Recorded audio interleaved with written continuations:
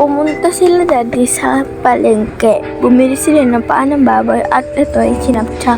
So ito na nga ang saging na hinihiwa at binabalatan. Binabalatan ito dahil gagamitin to sa panilaga. Andyan po yung pechay. Nakalimutan na po videohan pero nalinisan po yan. At ito na po ang sibuyas.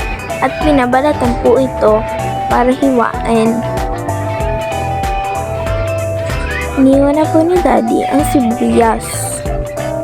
Binabalatan niya po ito para maging malinis at pwedeng makain. Hiwain niya na po ito ng tig-dalawahan.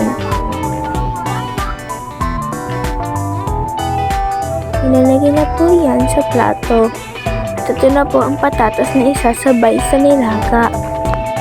Iniwan na po ang patatas at may magic po ako. Tingnan niyo lang. So, nahiwan na po ang patatas at ilalagay na po ito sa pinggan. Magpakulo po kami ng tubig at ilalagay na po ni daddy ang sibuyas. Isasabay na po ang paminta.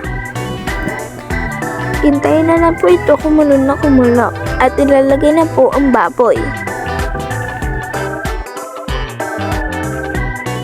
So, tapos na po ito pakuluan at papalambutin pa po ito ni daddy.